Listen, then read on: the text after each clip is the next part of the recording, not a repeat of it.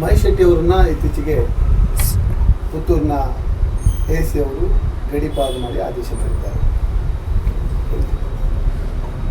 Sir, ನಾನು ಗಡೀಪಾರು ಆದ ನಂತರ 2ನೇ ಬಾರಿ ನಾನು ಆ ಪ್ರಕರಣದಲ್ಲಿ ಹಾಜರಾಗಿದ್ದೇನೆ.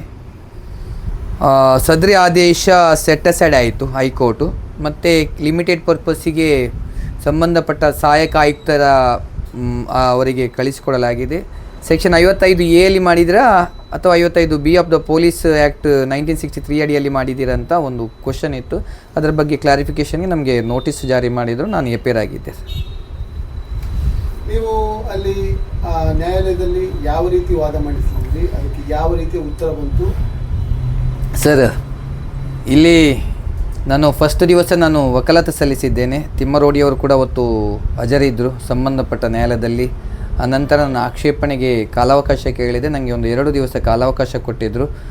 ನೆಕ್ಸ್ಟ್ ದಿವಸ ನಾನು ರಿಟರ್ನ್ ಒಬ್ಜೆಕ್ಷನ್ ಕೂಡ ಹಾಕಿದ್ದೇನೆ. ಸುಪ್ರೀಂ ಕೋರ್ಟ್ ಮತ್ತು ಹೈಕೋರ್ಟಿನ ತೀರ್ಪನ್ನು ನಾನು ಉಲ್ಲೇಖ ಮಾಡಿ ನಾನು ರಿಟರ್ನ್ ಒಬ್ಜೆಕ್ಷನ್ ಹಾಕಿದ್ದೇನೆ, ಮತ್ತು ಅದಕ್ಕೆ ಸಂಬಂಧಪಟ್ಟ ಸೈಟೇಷನ್ನು ಕೂಡ ನಾನು ಎನ್ಕ್ಲೋಸ್ ಮಾಡಿದ್ದೇನೆ. ಆ ನಂತರ ನಾನು ನನ್ನ ವಾದದಲ್ಲಿ ಕ್ಲಿಯರಾಗಿ ಹೇಳಿದ್ದೇನೆ. ಯಾಕಂದರೆ ಒಬ್ಬ ಮೂಲಭೂತ ಹಕ್ಕು, ಸಂವಿಧಾನ ಕೊಟ್ಟಂಥ ಮೂಲಭೂತ ಹಕ್ಕು ತಮ್ಮಿಂದ ವೈಲೇಷನ್ ಆಗಬಾರ್ದು. ನನಗೆ ನ್ಯಾಚುರಲ್ ಜಸ್ಟಿಸ್ ಅಡಿಯಲ್ಲಿ ನನಗೊಂದು ಕಾಲಾವಕಾಶ ಕೊಡಬೇಕು. ಸೆಕ್ಷನ್ 58 ಅಡಿಯಲ್ಲಿ ನಾನೊಂದು ಅರ್ಜಿಯನ್ನು ಸಲ್ಲಿಸಿದ್ದೇನೆ. ಆ ಅರ್ಜಿಯನ್ನು ತಾವು ಆರ್ಡರ್ ಶೀಟಲ್ಲಿ ಕೂಡ ಅವರು ಮೆನ್ಷನ್ ಮಾಡಲಿಲ್ಲ. ಮತ್ತು ನಾನು ಹಾಕಿದಂಥ ರಿಟರ್ನ್ ಆರ್ಗ್ಯುಮೆಂಟ್ ಮತ್ತು ಅಡಿಷನಲ್ ರಿಟರ್ನ್ ಆರ್ಗ್ಯುಮೆಂಟನ್ನು ನಾನು ಹಾಕಿದ್ದೇನೆ. ಅದನ್ನು ಕೂಡ ಅವರು ಆರ್ಡರ್ ಶೀಟಲ್ಲಿ ಮೆನ್ಷನ್ ಮಾಡಲಿಲ್ಲ. ಆ ನಂತರ ಅವರ ತೀರ್ಪನ್ನು ನಾನು ಗಮನಿಸಿದ್ದೇನೆ, ಓದಿದಾಗ ನನಗೆ ತುಂಬ ಆಶ್ಚರ್ಯವಾಯಿತು. ಯಾಕಂದರೆ ಇದು ಎಲ್ಲೋ ಪೊಲೀಸ್ನವರು ಸಲ್ಲಿಸಿದ ವರದಿಯನ್ನು ಮಾತ್ರ ಉಲ್ಲೇಖ ಮಾಡಿದ್ದಾರೆ. ಎಲ್ಲಿ ಕೂಡ ನಾನು ನನ್ನ ಕಕ್ಷಿಗಾರರ ಪರವಾಗಿ ಸಲ್ಲಿಸಿದಂಥ ಯಾವುದೇ ಸುಪ್ರೀಂ ಕೋರ್ಟ್ ಆದೇಶ ಇರ್ಬೋದು, ಅಥವಾ ಲಿಖಿತ ಆರ್ಗ್ಯುಮೆಂಟ್ ಇರ್ಬೋದು, ಅಥವಾ ಎಡಿಷನಲ್ ಆರ್ಗ್ಯುಮೆಂಟ್ ಇರ್ಬೋದು, ಒಬ್ಜೆಕ್ಷನ್ನಲ್ಲಿ ನಾನು ಉಲ್ಲೇಖ ಮಾಡಿದಂಥ ಯಾವುದೇ ವಿಷಯವನ್ನು ಅವರು ಅದರಲ್ಲಿ ತನ್ನ ತೀರ್ಪಿನಲ್ಲಿ ಆಗಲಿ ಅಥವಾ ಅದರ ಪ್ರಸ್ತಾಪನೆಯಲ್ಲಿ ಎಲ್ಲಿ ಕೂಡ ಅದನ್ನು ಉಲ್ಲೇಖ ಮಾಡಲಿಲ್ಲ. ಎಲ್ಲ ಒಂದು ಕಡೆ ನನಗೆ ಅವರ ಆದೇಶದ ಬಗ್ಗೆ ನನಗೆ ಬಲವಾದಂಥ ಅನುಮಾನ ಇದೆ ಸರ್. ಈಗ ನ್ಯಾಯಪೀಠದಲ್ಲಿ ಕೂತ್ಕೊಂಡವರು ನಮ್ಮ AC ಅವರು ನ್ಯಾಯಪೀಠದಲ್ಲಿ 2 ಕಡೆಯಿಂದ ವಿಚಾರಣೆ ಆಗಬೇಕಾಗತ್ತೆ. ಆ 2 ಕಡೆಯಿಂದ ನೀವು ಅಧಿಕಾರಿಯನ್ನ ತನಿಖಾಧಿಕಾರಿ ಏನಿದ್ದಾರೆ ಅವರನ್ನ ನೀವು ತನಿಖೆ ತಗೊಂಡಿದ್ದೀರಾ? ನಾನು ಆಲ್ರೆಡಿ ಅಪ್ಲಿಕೇಶನ್ ಹಾಕಿದ್ದೇನೆ. ಅವರು ಅದನ್ನು 3 ಸರಿ ಅದನ್ನು ನೋಡಿದ್ದಾರೆ. ನೋಡಿಯೂ ಕೂಡ ಅವರ ಆರ್ಡರ್ ಶೀಟಲ್ಲಿ ಮೆನ್ಷನ್ ಮಾಡೋದು ದುರಂತ ಸರ್. ಈ ವ್ಯವಸ್ಥೆಯ ಒಂದು ದುರಂತ ಅಂತ ನಾನು ಭಾವಿಸ್ತೇನೆ. ಹಾಗಾದ್ರೆ AC ಅವರಿಗೆ ಸ್ವಲ್ಪವೂ ಕೂಡ ಕಾನೂನಿನ ಜ್ಞಾನ ಇಲ್ಲವಾ? ಅಥವಾ ಅಲ್ಲ, ಕಾನೂನಿನ ಜ್ಞಾನ ಇದೆ, ಅವರಿಗೆ ಕಾನೂನಿನ ಜ್ಞಾನ ಇದೆ. ಆದರೆ ಇನ್ನೂ ಅವರಿಗೆ ಜ್ಞಾನ ಇರಬೇಕಿತ್ತು. ಇಂಥ ಒಂದು ಗಡೀಪಾರಿನ ಅಂತ ಒಂದು ಸೀರಿಯಸ್ ಒಫೆನ್ಸ್ಗೆ ಸಂಬಂಧಪಟ್ಟಂತ ವಿಚಾರಣೆ ಮಾಡುವವರಿಗೆ ಇನ್ನೂ ಕಾನೂನಿನ ಜ್ಞಾನ ಬೇಕಿತ್ತು ಅಂತ ಅನಿಸಿತು ಸರ್ ನನಗೆ. ಈಗ ಮಹೇಶ್ ಶೆಟ್ಟಿ ತಿಮ್ಮರೋಡಿ ಅವರಿಗೆ ಒಬ್ಬರಿಗೆ ಅಲ್ಲ, ಇಲ್ಲಿ ಸಾಕಷ್ಟು ಜನಕ್ಕೆ ಗಡೀಪಾರಿಗಂತ ಒಂದು ನೋಟಿಸ್ ಅನ್ನ ಬರಲಾಗಿತ್ತು. ಆದರೆ ಈ ಉದ್ದೇಶಪೂರ್ವಕವಾಗಿ ಒಬ್ಬರಿಗೆ ಮಾತ್ರ ವಿಶೇಷವಾಗಿ ತರಾತುರಿಯಲ್ಲಿ ಗಡಿಬಿಡಿಯಲ್ಲಿ ಆದೇಶ ಮಾಡಿದಂತ ಕಂಡು ಬರ್ತಾ ಇದೆ. ನ್ಯಾಯಾಧೀಶರು ನನ್ನ ಆಕ್ಷೇಪಣೆ ಸಲ್ಲಿಸುವ ಪೂರ್ವದಲ್ಲೇ ಅವರು ಕ್ಲಿಯರ್ ಆಗಿ ಹೇಳಿದ್ದಾರೆ, ಈ ಒಂದು ಕಡತವನ್ನು ಅಂದರೆ ಈ ಒಂದು ಪ್ರಕರಣವನ್ನು ನಾನು ಏನೂ ಮಾಡುವಾಗಿಲ್ಲ ಅಂತ ಅವರು ಹೇಳಿದ್ದಾರೆ. ಅದು ಅವರು ಯಾವ ಅರ್ಥದಲ್ಲಿ ಹೇಳಿದ್ದಾರಂತ ನನಗೆ ಹೇಳಲಿಕ್ಕೆ ಆಗಲ್ಲ ಸರ್. ಎಲ್ಲೋ ಒಂದು ಕಡೆ ನನಗೆ ಆ ತೀರ್ಪಿನ ಬಗ್ಗೆ ಅನುಮಾನ ಇದೆ. ಈಗ ಒಂದು ನ್ಯಾಯಾಧೀಶರು ನ್ಯಾಯಪೀಠದಲ್ಲಿ ಕೂತ್ಕೊಂಡವರು ನನಗೇನು ಮಾಡೋಕ್ಕಾಗೋದಿಲ್ಲ ಅಂದ್ರೆ ಅಸಹಾಯಕತೆಯನ್ನು ತೋಡ್ಕೊಳ್ತಾರೆ ಅಂದ್ರೆ ಇದರ ಹಿಂದೆ ಏನಾದರೂ ಬಲಾಢ್ಯ ಕೈಗಳು ಅಥವಾ ಸರ್ಕಾರದ ನೇರ ಒಂದು ಹಸ್ತಕ್ಷೇಪ ಇದೆ ಸರ್? ನಾನು ಅದನ್ನು ಕಣ್ಣಾರೆ ಕಾಣದಿರುವುದರಿಂದ ಕೇಳದಿರುವುದರಿಂದ ಅದರ ಬಗ್ಗೆ ನಾನು ಹೇಳಲಿಕ್ಕೆ ಆಗಲ್ಲ. ಆದ್ರೆ ಅವರು ನ್ಯಾಯಪೀಠದಲ್ಲಿ ಕೂತ್ಕೊಂಡು ಆ ರೀತಿ ಅಸಮಾಧಾನವನ್ನ ವ್ಯಕ್ತಪಡಿಸುವುದು ಸರಿ ಅನ್ಸುತ್ತಾ ನೀವು ನ್ಯಾಯವಾದಿಯಾಗಿ? ಸರ್, ನಾನು ನನ್ನ ಲಿಖಿತ ಆಕ್ಷೇಪಣೆ ಸಲ್ಲಿಸಿದ ನಂತರ ನನ್ನ ವಾದವನ್ನು ಪರಿಗಣಿಸಿದ ನಂತರ ಅವ್ರು ಹೇಳಿದ್ರೆ ನಾನು ಒಪ್ತಿದ್ದೆ. ಅದಕ್ಕಿಂತ ಪೂರ್ವದಲ್ಲಿ ಅವ್ರು ಹೇಳಿರೋದೆಲ್ಲ ಒಂದು ಕಡೆ ನನಗೆ ಅದು ಆ ನ್ಯಾಯಪೀಠಕ್ಕೆ ಅದು ಸರಿಯಲ್ಲ ಅಂತ ನನಗೆ ಅನಿಸಿದೆ. ಈಗ ಇಂಥ ತಹಶೀಲ್ದಾರ್ ನ್ಯಾಯಪೀಠ ಅಥವಾ AC ನ್ಯಾಯಪೀಠ ಇದರಲ್ಲಿ ಯಾವ ರೀತಿ ನ್ಯಾಯ ನಿರೀಕ್ಷಿಸಬಹುದು ಅಂತ ಇಂಥ ಒಂದು ದೊಡ್ಡ ಸೂಕ್ಷ್ಮ ಪ್ರಕರಣದಲ್ಲಿ ಇವರು ಈ ರೀತಿಯಲ್ಲಿ ಮಕ್ಕಳಾಟಿಕೆ ತೀರ್ಪನ್ನು ಕೊಡ್ತಾರಂತಾದ್ರೆ ಅದು ಯಾವ ರೀತಿಯಲ್ಲಿ ಅದನ್ನ ಕಾನೂನಾತ್ಮಕವಾಗಿದೆ ಅಂತ ನಿರೀಕ್ಷಿಸಬಹುದು ಅಂತ? ಸರ್, ಅವರು ಕೊಟ್ಟಂತ ತೀರ್ಪು ಅಂತಿಮ ಅಲ್ಲ. ಅದಕ್ಕೆ ಮೇಲ್ಮನವಿ ಸಲ್ಲಿಸಲಿಕ್ಕೆ ನಾವು ತಯಾರಾಗಿದ್ದೇವೆ. ಮತ್ತು ಅವರ ಕೆಲವೊಂದು ಅನುಮಾನಗಳಿದೆ ನನಗೆ ಆ ತೀರ್ಪಿನ ಬಗ್ಗೆ. ಅದಕ್ಕೆ ಸಂಬಂಧಪಟ್ಟಂತೆ ದೇಶದ ಉನ್ನತ ನ್ಯಾಯಾಂಗ ವ್ಯವಸ್ಥೆಯ ಮುಖ್ಯಸ್ಥರಾಗಿರುವಂಥ ಚೀಫ್ ಜಸ್ಟಿಸ್ ಅವರಿಗೆ ನಾವು ಈಗಾಗಲೇ ಅವರ ವಿರುದ್ಧ ಸಂಬಂಧಪಟ್ಟ ಅಸಿಸ್ಟೆಂಟ್ ಕಮಿಷನರ್ ಅವರ ವಿರುದ್ಧ ತನಿಖೆ ಮಾಡಬೇಕು, ಮತ್ತು ಅವರು ಮಾಡಿದಂಥ ಆದೇಶದಲ್ಲಿ ಗಂಭೀರವಾದಂಥ ಲೋಪ ಇದೆ, ಅದರ ಬಗ್ಗೆ ತಾವು ವಿಚಾರಣೆ ಮಾಡಬೇಕು ಅಂತಲೇ ಸಂಬಂಧಪಟ್ಟ ಮುಖ್ಯಸ್ಥರಿಗೆ ಮತ್ತು ಹೈಕೋರ್ಟಿನ ಚೀಫ್ ಜಸ್ಟಿಸ್ನವರಿಗೆ ಮತ್ತು ಸಂಬಂಧಪಟ್ಟ ಇಲಾಖೆಯವರಿಗೆ ನಾವು ಲಿಖಿತವಾಗಿ ದೂರನ್ನು ಸಲ್ಲಿಸ್ತಾ ಇದ್ದೇವೆ ಸರ್. ಇನ್ನೊಮ್ಮೆ ಕೇಳ್ತಾ ಇದ್ದೀನಿ, ಮಹೇಶ್ ಶೆಟ್ಟಿ ತಿಮ್ಮರೋಡಿ ಪರವಾದ ವಕೀಲರಾದ ನಿಮಗೆ ಯಾವೆಲ್ಲ ಅವಕಾಶಗಳನ್ನ AC ನ್ಯಾಯಾಲಯ ಕೊಟ್ಟಿತ್ತು? ನಿಮ್ಗೆ ಏನೆಲ್ಲ ಅವಕಾಶ ಸಿಕ್ಕಿತ್ತು? ಸರ್, ನನಗೆ ಖಾಲಿ ಒಂದು ಆಕ್ಷೇಪಣೆ ಸಲ್ಲಿಸಲಿಕ್ಕೆ ಮತ್ತು ಅದರ ಮೇಲೆ ವಾದ ಮಾಡಲಿಕ್ಕೆ ಮಾತ್ರ ವಿಚಾರಣೆಗೆ ನನಗೆ ಅವಕಾಶ ನಾನು ಲಿಖಿತವಾಗಿ ಕೇಳಿದ್ದೇನೆ. ಆ ವಿಚಾರಣೆಗೆ ನನಗೆ ಲಿಖಿತವಾದ ನಾವು ಲಿಖಿತವಾಗಿ ಕೇಳಿದ್ರು ಕೂಡ ಅದರ ಬಗ್ಗೆ ಯಾವುದೇ ಆದೇಶ ಮಾಡಲಿಲ್ಲ. ಅದೊಂದು ಬೇಸರ ಇದೆ ಸರ್. ಒಂದು ಅಪ್ಲಿಕೇಶನ್ ಸಲ್ಲಿಸಿದ ನಂತರ ಅರ್ಜಿದಾರರು ಅದರ ಮೇಲೆ ಆಕ್ಷೇಪಣೆ ಹಾಕಬೇಕು, ಅದರ ನಂತರ ವಾದ ವಿವಾದ ನಡಿಬೇಕು, ಕೊಡಬೇಕಾ ಬೇಡವಾ ಅಂತ ತೀರ್ಮಾನ ಮಾಡಬೇಕು. ಆದರೆ ಸಂಬಂಧಪಟ್ಟ ಅಸಿಸ್ಟೆಂಟ್ ಕಮಿಷನರ್ ಅವರು ಅದನ್ನು ಆರ್ಡರ್ ಶೀಟಲ್ಲೇ ನನ್ನ ಅಪ್ಲಿಕೇಶನ್ ಅನ್ನು ಉಲ್ಲೇಖ ಮಾಡಲಿಲ್ಲ. ಇದು ನಮ್ಮ ದುರಂತ ಸರ್. ಇದು ಕಾನೂನಾತ್ಮಕವಾಗಿ ಹೋಗ್ತಾ ಇಲ್ಲ ಅಂತ ಎಲ್ಲೋ ಮೇಲ್ನೋಟಕ್ಕೆ ಕಂಡು ಬರ್ತಾ ಇದೆ ಸರ್. ನಮಗೆ ಒಬ್ಬ ಅಡ್ವೊಕೇಟ್ ಆಗಿ ನಾನು ಹೇಳೋದಿಷ್ಟೇ, ಇದು ಅಂತಿಮ ಆದೇಶ ಅಲ್ಲ. ಇದಕ್ಕೆ ನಾವು ತಕ್ಕ ಉತ್ತರ ಸಮಯ ನೋಡಿ ಅದಕ್ಕೆ ನಾವು ಉತ್ತರ ಕೊಡಲಿಕ್ಕಿದ್ದೇವೆ. ನಮಗೆ ನ್ಯಾಯಾಂಗದ ವ್ಯವಸ್ಥೆಯ ಮೇಲೆ ಬಲವಾದಂಥ ನಂಬಿಕೆ ಇದೆ. ಆ ನಂಬಿಕೆ ಪ್ರಕಾರ ನಾವು ಕೆಲಸ ಮಾಡ್ತೇವೆ ಸರ್. ಈಗ ಇನ್ನೊಂದು ಪ್ರಶ್ನೆ ಸರ್, ಈ ಮಹೇಶ್ ಶೆಟ್ಟಿ ತಿಮ್ಮರೋಡಿ ಅವರ ಪ್ರಕರಣದಲ್ಲೇ ಮಾತ್ರ ಯಾಕೆ ಇಷ್ಟು ತರಾತುರಿ ಅನಿಸ್ತಾ ಇದೆ ಸರ್? ಒಂದು ತಿಂಗಳಲ್ಲಿ 5 ಪ್ರಕರಣ ದಾಖಲು ಮಾಡ್ತಾರೆ. ಒಂದಲ್ಲ ಎರಡಲ್ಲ, ಒಂದು ತಿಂಗಳಲ್ಲಿ ಏನು ಅತ್ಯಾಚಾರ ಮಾಡಿದ್ರಾ ತಿಮ್ಮರೋಡಿ ಅವರು, ಅಥವಾ ದರೋಡೆ ಮಾಡಿದ್ರಾ, ಕಳ್ಳತನ ಮಾಡಿದ್ರಾ, ಅಥವಾ ಯಾವುದಾದ್ರೂ ಮನೆಗೆ ನುಗ್ಗಿದ್ರಾ, ಅಥವಾ ಯಾವುದಾದ್ರೂ ಹೆಣ್ಣು ಮಕ್ಕಳಿಗೆ ತೊಂದರೆ ಕೊಟ್ರಾ, ಏನು ಮಾಡಿದ್ರು? ಒಂದು ಹೆಣ್ಣು ಅವಳ ಅತ್ಯಾಚಾರ ಮತ್ತು ಅವಳ ಕೊಲೆಗೆ ಸಂಬಂಧಪಟ್ಟಂತೆ ಹೋರಾಟ ಮಾಡಿದ್ದು ತಪ್ಪಾದರೆ, ಇವತ್ತು ನಿರ್ಭಯ ಕೇಸಿನಲ್ಲಿ ನಾವೆಲ್ಲರೂ ಹೋರಾಟ ಮಾಡಿದ್ದೇವೆ. ನಾನು ಕೂಡ ವೈಯಕ್ತಿಕವಾಗಿ ಅದಕ್ಕೆ ನಾನು ಸ್ಪಂದಿಸಿದ್ದೇವೆ. ಎಲ್ಲರ ಮೇಲೆ ಅವತ್ತು ಕ್ರಮ ತೆಗೆದುಕೊಳ್ಬೇಕಿತ್ತು. ಅಣ್ಣ ಹಜಾರೆ ಅವರು ಹೋರಾಟಕ್ಕೆ ನಿಂತರು, ಅವರನ್ನು ಕೂಡ ಗಡೀಪಾರು ಮಾಡಬೇಕಿತ್ತು. ಈಗ ಮಹೇಶ್ ಶೆಟ್ಟಿ ತಿಮ್ಮರೋಡಿ ಅವರು ಹೆಣ್ಣು ಮಕ್ಕಳಿಗೆ ಏನೋ ತೊಂದರೆ ಕೊಟ್ಟಿದ್ದಾರೆ ಅನ್ನೋ ರೀತಿಯಲ್ಲಿ ಎಲ್ಲೋ ಅದನ್ನು ಹಾಕಿದ್ದಾರೆ ಅಂತ ಪೊಲೀಸ್ ಇಲಾಖೆಯವರು ಸೇರ್ಪಡಿಸಿದ್ದಾರೆ ಅಂತ, ಹೊಸದಾಗಿ ಸೇರ್ಪಡಿಸಿದ್ದಾರೆ ಅಂತ ಇಲ್ಲಿ ಕೇಳಿ ಬಂದಿದೆ. ಅದರ ಬಗ್ಗೆ ತಾವು ಏನು ಹೇಳಿ ಸರ್? ಮಹೇಶ್ ಶೆಟ್ಟಿ ತಿಮ್ಮರೋಡಿ ಅವರು ಹೆಣ್ಣು ಮಕ್ಕಳಿಗೆ ತೊಂದರೆ ಮಾಡ್ತಾ ಇದ್ದಾರೆ, ಹೆಂಗಸರಿಗೆ ತೊಂದರೆ. ಸರ್, ಅವರು ಬೇಕಾದ್ರೆ ಪೊಲೀಸ್ ಇಲಾಖೆ ಸರ್, ನ್ಯಾಯಾಂಗದ ಮೇಲೆ ನಮಗೆ ಗೌರವ ಇದೆ. ಪೊಲೀಸ್ ಇಲಾಖೆ ಆರೋಪ ಮಾಡಿದೆ ಎಂಬ ಮಾತ್ರಕ್ಕೆ ಅದು ಇದಲ್ಲ ಸರ್. ಅದರ ಮೇಲೆ ಸಾಕ್ಷ್ಯಾಧಾರ ಬೇಕು, ಅದರ ಮೇಲೆ ಎವಿಡೆನ್ಸ್ ಬೇಕು. ಏನೋ ಒಂದು ಅವರ ಬೇಳೆ ಬೇಯಿಸಲಿಕ್ಕೆ ಅವರು ಏನೋ ಒಂದು ದೂರು ಕೊಟ್ಟಿದ್ದಾರೆ, ಆರೋಪ ಮಾಡಿದ್ದಾರೆ ಎಂಬ ಮಾತ್ರಕ್ಕೆ ಅಲ್ಲ. ನಾನು ಕ್ಲಿಯರ್ ಆಗಿ ಮೊನ್ನೆ ಸಹಾಯಕ ಆಯುಕ್ತರ ನ್ಯಾಯಾಲಯದಲ್ಲಿ ಕ್ಲಿಯರ್ ಆಗಿ ಹೇಳಿದ್ದೇನೆ. ಸರ್, ತಾವು ದೊಂಬಿ ಅಂತ ಹೇಳ್ತಾ ಇದ್ದೀರಿ ಸರ್. ದೊಂಬಿ ಅಂದರೆ ದೊಂಬಿಯ ವ್ಯಾಖ್ಯಾನವನ್ನು ಈ ನ್ಯಾಯಸ್ಥಾನಕ್ಕೆ ತಾವು ತಿಳಿಸಬೇಕಾಗತ್ತೆ, ಕಾನೂನಿನ ವ್ಯಾಖ್ಯಾನ ತಾವು ತಿಳಿಸಬೇಕಾಗತ್ತೆ. ತಿಳಿಸಿ ತಾವು ಇಲ್ಲಿಂದ ಹೊರಡಬೇಕು. ಯಾಕಂದರೆ ಇದು ಗಂಭೀರವಾದಂಥ ಆರೋಪ ಇದೆ. ನನ್ನ ಕಕ್ಷಿಗಾರನಿಂದ ಎಲ್ಲಿ ದೊಂಬಿ ಆಗಿದೆ, ಎಲ್ಲಿ ಸಾರ್ವಜನಿಕ ಆಸ್ತಿಪಾಸ್ತಿ ತೊಂದರೆ ಆಗಿದೆ ಅಂತ ತಾವು ತಿಳಿಸಬೇಕು. ಆ ನಂತರ ತಾವು ಇಲ್ಲಿಂದ ಹೊರಡಬೇಕಂತಲೇ ನಾನು ಅವರಿಗೆ ಮನವಿ ಮಾಡಿಕೊಂಡಿದ್ದೆ ಸರ್. ಈ ಗಡೀಪಾರು ಆದೇಶ ಮಾಡಿದಂಥ ಅಧಿಕಾರಿ ಯಾರು? SP ಯಾ, DSP ಯಾ? ಸರ್, ಆದೇಶ ಮಾಡಿದ್ದು ಅಸಿಸ್ಟೆಂಟ್ ಕಮಿಷನರ್. ಅದನ್ನ ಯಾರು ಅದನ್ನ ತನಿಖೆ ಮಾಡಿದ್ದು, ಇದನ್ನ ನ್ಯಾಯಾಲಯಕ್ಕೆ ಕೊಟ್ಟಿದ್ದು ಸರ್. ವರದಿ ಗಡೀಪಾರು ಮಾಡಬೇಕಂತ ನಿವೇದನೆ ಮಾಡಿಕೊಂಡವರು DSP ಅವರು. ಆದರೆ ವಿಶೇಷ ಅಂದರೆ ಈ ಪ್ರಕರಣದಲ್ಲಿ DSP ಅವರು ಬರಲಿಲ್ಲ ವಿಚಾರಣೆಗೆ, ಅವರ ಸರ್ಕಲ್ ಇನ್ಸ್ಪೆಕ್ಟರ್ ಅವರು ಬಂದಿದ್ದಾರೆ. ನಿಜವಾಗಿ ಯಾರು ಡಾಕ್ಯುಮೆಂಟನ್ನು ಸಲ್ಲಿಸ್ತಾರಾ, ಯಾರು ಅದರ ಬಗ್ಗೆ ತನಿಖೆ ಮಾಡಿರ್ತಾರ, ಅವರು ಬಂದು ನ್ಯಾಯಾಲಯದಲ್ಲಿ ವಿಚಾರಣೆ ಎದುರಿಸಬೇಕಾಗತ್ತೆ. ಆದರೆ ಈ ಕೇಸಿನಲ್ಲಿ ಒಂದು ದುರಂತ ಇದು. ಯಾರೋ ಉನ್ನತ ಅಧಿಕಾರಿ ಹಾಕಿದಂಥ ಇದಕ್ಕೆ ಅವರ ಕೆಳಗಿನ ಅಧಿಕಾರಿ ಬಂದು ಅದಕ್ಕೆ ಸಂಬಂಧಪಟ್ಟಂತೆ ವಿಚಾರಣೆಗೆ ಹಾಜರಾಗ್ತಾರೆ ಅಂತ ಹೇಳಿದ್ರೆ ನಾವು ಏನು ಹೇಳಬೇಕು? ಈಗ ಯಾವ ಅಧಿಕಾರಿಗಳು ತನಿಖೆ ಮಾಡಿರ್ತಾರೆ, ಅವರು ರಿಟೈರ್ಡ್ ಆದ ನಂತರ ಅಥವಾ ಅದರ ನಂತರ ಸಹ ಅವರೇ ನ್ಯಾಯಾಲಯಕ್ಕೆ ಬರಬೇಕಾಗತ್ತೆ. ಅಂಥದ್ರಲ್ಲಿ ಇವರು ಇರುವಾಗ ಹೇಗೆ ಆಯಿತು ಸರ್? ಅದೇ ಸರ್ ನಮ್ಮ ಅನುಮಾನ ಇದೆ. ವರದಿ ಯಾರು ಕೊಟ್ಟದ್ದು, ಗಡೀಪಾರು ಮಾಡಬೇಕಂತ ನಿವೇದನೆ ಮಾಡಿಕೊಂಡು ಅವರು DSP ಅವರು. ಆದರೆ ಬಂದು ಎವಿಡೆನ್ಸ್ ಕೊಡ್ತಾ ಇರೋದು ಯಾರು? ಸರ್ಕಲ್ ಇನ್ಸ್ಪೆಕ್ಟರ್ ಬರ್ತಾರೆ. ಈಗ ಸರ್ಕಲ್ ಇನ್ಸ್ಪೆಕ್ಟರ್ ದಾಖಲೆಯನ್ನು ಹಿಡ್ಕೊಂಡು, ಕಡತವನ್ನು ಹಿಡಿದುಕೊಂಡು AC ಅವರ ಚೇಂಬರ್ಗೆ ಹೋದ್ರು ಅಂತ, ಅದು ಕಾನೂನಲ್ಲಿ ಅವಕಾಶ ಇದೆಯಾ ಹಾಗೆ? ಸರ್, ಇಲ್ಲಿ ಸರ್ಕಲ್ ಇನ್ಸ್ಪೆಕ್ಟರ್ ಅವರು ಆ ವಿಷಯದಲ್ಲಿ ಅವರು ಅಲ್ಲಿ ವಿಚಾರಣೆಗೆ ಬಂದವರು. ಅವರು ಕಡತವನ್ನು ಇಟ್ಕೊಂಡು, ಇದೇ ಪ್ರಕರಣದ ಗಡೀಪಾರು ಕಡತವನ್ನು ಇಟ್ಕೊಂಡು ಸಹಾಯಕ ಆಯುಕ್ತರ ಚೇಂಬರ್ಗೆ ಹೋಗ್ತಾರೆ ಅಂತ ಹೇಳಿದರೆ, ನಾನು ಆಗಲೇ ಆ ಸಂದರ್ಭದಲ್ಲಿ ನನ್ನ ಕಕ್ಷಿಗಾರ ಇದ್ದರು, ಬೇರೆಯವರು ಕೂಡ ಇದ್ದರು. ನಾನು ಹೇಳಿದೆ ಸರ್, ತಾವು ಓದೋದು ತಪ್ಪಲ್ವಾ? ಈ ವಿಚಾರಣೆ ಸಂದರ್ಭ ಇದರಲ್ಲಿ ನೀವು ಅರ್ಜಿದಾರರಾಗಿದ್ದೀರಿ, ಇದು ಎಲ್ಲೋ ಒಂದು ಕಡೆ ಅನುಮಾನ ಬರ್ತದೆ ಅಂತ ನಾನು ಅವರ ಹತ್ರ ನನಗೆ ಹೇಳಿದ್ದೇನೆ ಸರ್. ಇನ್ನೊಂದು ಪ್ರಶ್ನೆ ಕೇಳಬೇಕು. ಈಗ ನ್ಯಾಯಾಲಯ ಅನ್ನೋದು ಒಂದು ಮುಕ್ತವಾದ ತೆರೆದ ಒಂದು ವ್ಯವಸ್ಥೆ. ಅದು ಇಂಡೋರ್ ಮಾಡುವಾಗ ಅಥವಾ ಇನ್ನಾವುದೋ ಸಮಯದಲ್ಲಿ ಅದನ್ನು ಬಂದ್ ಮಾಡಿ ಮಾಡುವಂತಿದೆ. ಈ ಪ್ರಕರಣದಲ್ಲಿ ಇಂಡೋರ್ ಮಾಡುವಂಥ ಪದ್ಧತಿ ಇದೆಯಾ ಸರ್?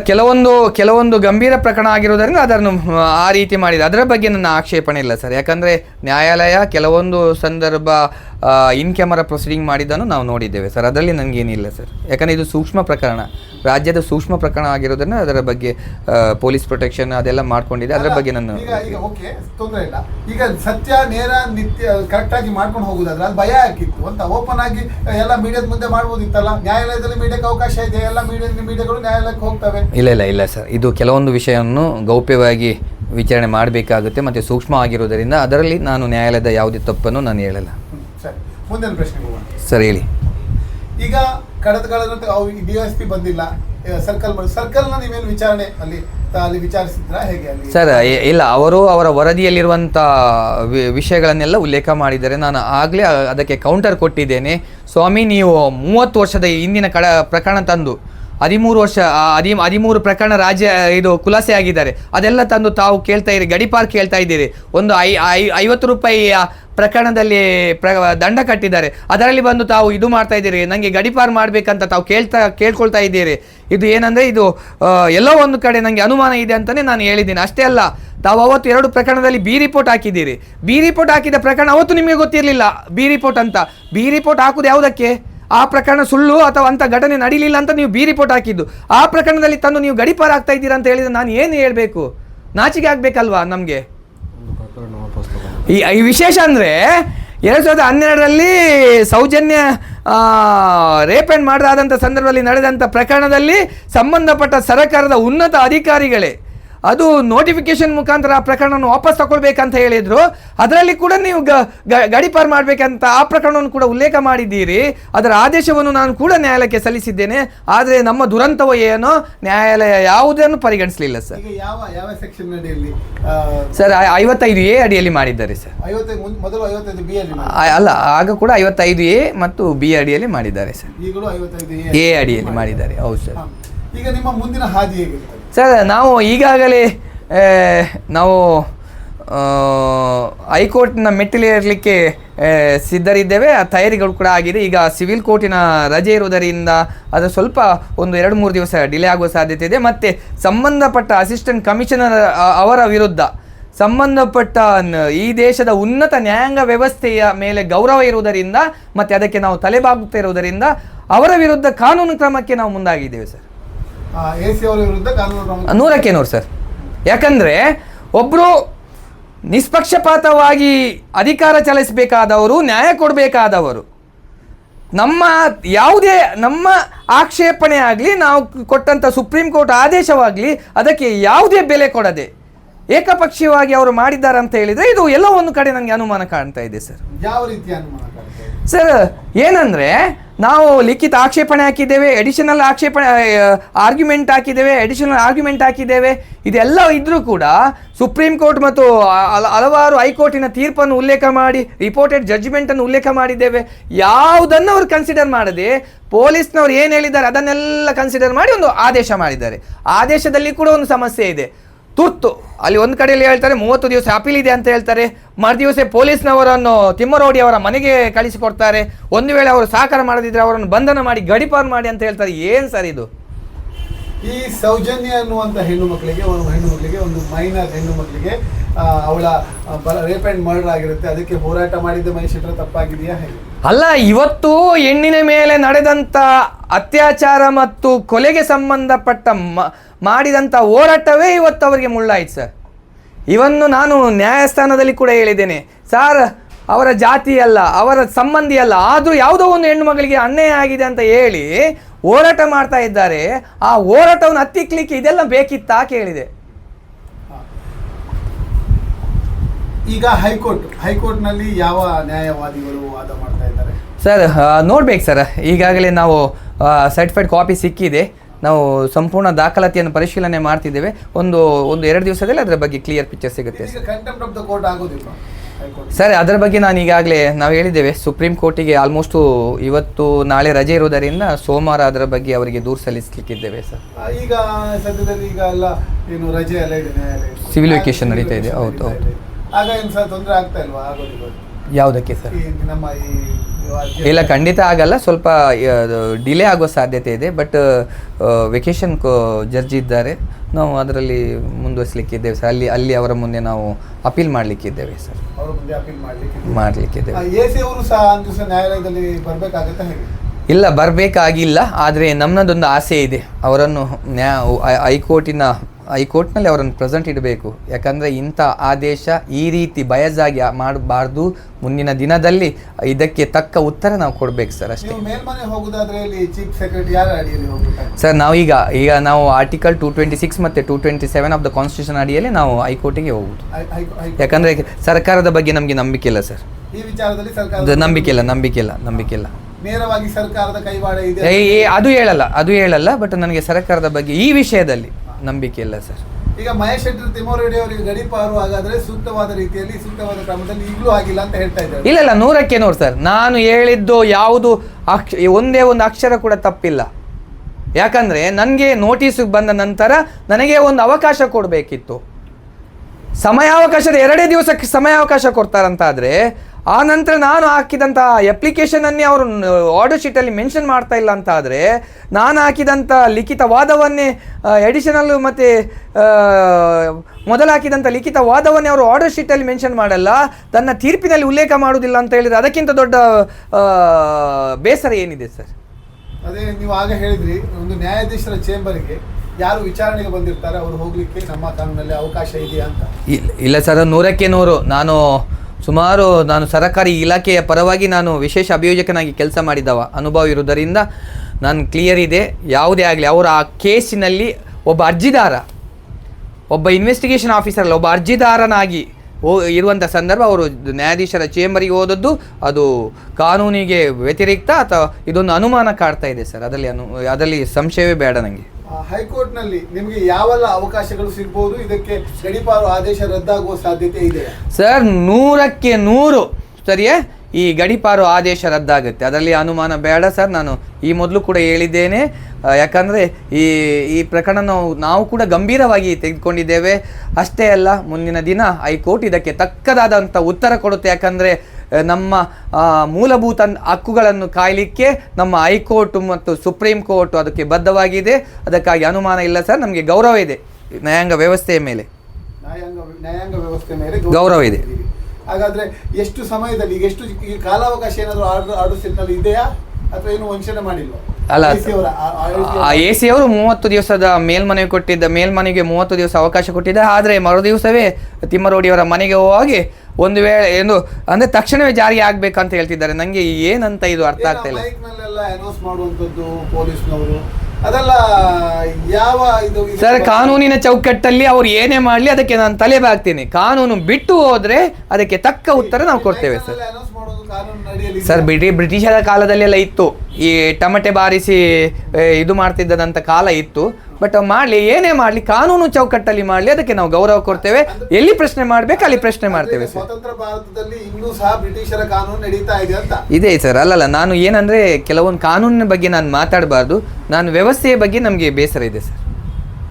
ಈಗ DYSP ಅವರು ಆದೇಶವನ್ನ ದೂರನ್ನು ನೀಡಿದಂಥವ್ರು, ಅವರು ನ್ಯಾಯಾಲಯದಲ್ಲಿ ಅಂದ್ರೆ AC ನ್ಯಾಯಾಲಯದ ಇಲ್ಲದೆ ಈ ರೀತಿಯಾಗಿ ಏಕಾಏಕಿ ಆದೇಶ ಮಾಡಲಿಕ್ಕೆ ಮತ್ತೆ ಕೇಳ್ತಾ ಇದ್ದೀನಿ, ಇದು ಜನಕ್ಕೆ ಕ್ಲಿಯರ್ ಆಗಬೇಕು. ಹಾಗಾಗಿ ಈ ರೀತಿಯಲ್ಲಿ ಆದೇಶ ಮಾಡಲಿಕ್ಕೆ ಯಾವ ನಿಟ್ಟಿನಲ್ಲಿ, ಯಾವ ಅಧಿಕಾರದಡಿಯಲ್ಲಿ ಸಾಧ್ಯ ಆಗ್ತದೆ ಸರ್? ಒಂದಂತೂ ಸತ್ಯ, ಇದು ಮುಂದಿನ ನಮ್ಮ ಕಾನೂನು ಹೋರಾಟಕ್ಕೆ ಇವತ್ತು ಇಲ್ಲಿರುವಂಥ ಲೂಫೋಲ್ಸ್ಗಳ ಮೇಲೇ ನಮಗೆ ಕಾನೂನಿನ ಜಯ ಸಿಗ್ತದೆ ಸರ್. ಮುಂದಿನ ಹೈಕೋರ್ಟ್ನಲ್ಲಿ ಇದರ ಬಗ್ಗೆ ನಾವು ರಿಟ್ ಫೈಲ್ ಮಾಡಲಿಕ್ಕೆ ಇದ್ದೇವೆ. ಇದೇ ನಮಗೆ ಇಲ್ಲಿರುವಂಥ ಅಧಿಕಾರಿಯವರು ಮಾಡಿದಂಥ ಕರ್ತವ್ಯ ಲೋಪ ಮತ್ತು ನೆಗ್ಲೆಕ್ಟ್, ಇದೇ ನಮಗೆ ಮುಂದಿನ ದಿನದಲ್ಲಿ ಇದೇ ಅಸ್ತ್ರವಾಗ್ತದೆ ಸರ್ ಹೋರಾಟಕ್ಕೆ. ಇದೇ ಅಸ್ತ್ರ ಆಗ್ತದೆ. ಕೊನೆಯದಾಗಿ ಹೇಳಿ ಸರ್. ನೀವು ತುಂಬ ಎರಡು ಇಂಟರ್ವ್ಯೂ ಕೊಟ್ಟು ಸಾಕಾಗಿದೆ ನಿಮಗೆ. ಕೊನೆಯ ಪ್ರಶ್ನೆಯಲ್ಲಿ ಮುಗಿಸ್ತೀವಿ. ಒಟ್ಟಿನಲ್ಲಿ ಮಹೇಶ್ ಶೆಟ್ಟಿ ತಿಮ್ಮರೋಡಿ ಅವರು ಈಗಲೂ ಸೇಫ್ ಆಗಿದ್ದಾರೆ, ಅವರಿಗೆ ಯಾವುದೇ ಗಡೀಪಾರಿನ ಭಯ ಇಲ್ಲ, ಯಾವುದೇ ಚಿಂತೆ ಮಾಡಬೇಕಾದ ಅಗತ್ಯ ಇಲ್ಲ ಅಂತ ಹೇಳ್ತೀರಾ ಸರ್? ಖಂಡಿತ ಹೌದು.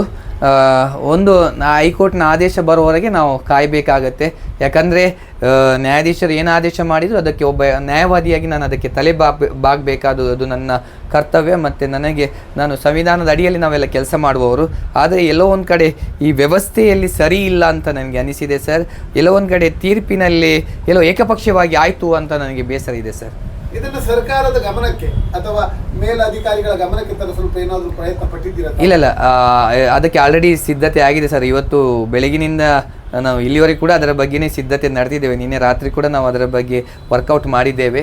ಹೇಗೆ ಇದಕ್ಕೆ ನಾವು ಉತ್ತರ ಕೊಡಬೇಕು, ಸಂಬಂಧಪಟ್ಟ ಸಹಾಯಕ ಆಯುಕ್ತರ ವಿರುದ್ಧ 100ಕ್ಕೆ 100 ಕ್ರಮ ತೆಗೆದುಕೊಳ್ತೇವೆ. ಕಾನೂನಿನ ಚೌಕಟ್ಟಲ್ಲಿ ನಾವು ತೆಗೆದುಕೊಳ್ತೇವೆ. ಏನಿಲ್ಲ ಸರ್, ಏನಿಲ್ಲ, ಮಾತಾಡಿದ್ದೇವೆ ಅಷ್ಟೇ. ಸಾಕಷ್ಟು ವಿಚಾರವನ್ನು ತಿಳಿಸಿದ್ರಿ. ವಿಜಯ್ ವಾಸು ಪೂಜಾರಿ ಅವರು ಹಾಗೂ ಮಹೇಶ್ ಶೆಟ್ಟಿ ತಿಮರೋಡಿ ಅವರ ವಕೀಲರು, ನಮ್ಮ ಟೀಮ್ ಸರ್, ನಮ್ಮ ಟೀಮ್. ಓಕೆ, ಟೀಮ್ ಒಟ್ಟಾಗಿ ಕೆಲಸ ಮಾಡಿದೆ. ರಾತ್ರಿ ಹಗಲು ಕೆಲಸ ಮಾಡಿದ್ದಾರೆ ಸರ್. ರಾತ್ರಿ ಹಗಲು ಈ ಕೇಸಿನಲ್ಲಿ ಇವನ್ ಅವ್ರ ಮನೆಗೆ ಕೂಡ ಹೋಗದೆ ನಮ್ಮೊಟ್ಟಿಗೆ ರಾತ್ರಿ ಹಗಲು ನಮ್ಮೊಟ್ಟಿಗೆ ಇದ್ದರು. ಯಾಕಂದರೆ ಇದಕ್ಕೆ ನಾವು ಜಸ್ಟಿಸ್ಗೆ ತೆಗೆಸಿಕೊಡ್ಲೇಬೇಕು. ಯಾಕಂದರೆ ಒಬ್ಬನಿಗೆ ಅನ್ಯಾಯ ಆಗ್ತಿದೆ ಅಂತಾರೆ, ನಾವು ಮಲಗಿ ನಿದ್ರಿಸುವುದು ಸಮಂಜಸ ಅಲ್ಲ. ಎಲ್ಲಿ ಹೋರಾಟ ಕೊಡಬೇಕು ಅಲ್ಲಿ ಹೋರಾಟ ಕೊಡ್ತೇವೆ, ಎಲ್ಲಿ ಉತ್ತರ ಕೊಡಬೇಕು ಅಲ್ಲಿ ಉತ್ತರ ಕೊಡ್ತೇವೆ ಸರ್. ಇವರು ಮಾಡಿದ ವಿಚಾರಕ್ಕೆ ಸಂಬಂಧಪಟ್ಟು ಕಮೆಂಟ್ ಮಾಡಿ ನಿಮ್ಮ ಅಭಿಪ್ರಾಯಗಳು ತಿಳಿಸಬೇಕು. ಮುಂದಿನ ಸಂಚಿಕೆಯಲ್ಲಿ ಮತ್ತೊಮ್ಮೆ ಇವರನ್ನ ಭೇಟಿಯಾಗೋಣ. ಎಲ್ರಿಗೂ ಪ್ರೀತಿಪೂರ್ವಕವಾದ ಧನ್ಯವಾದಗಳು. ನಮಸ್ತೆ.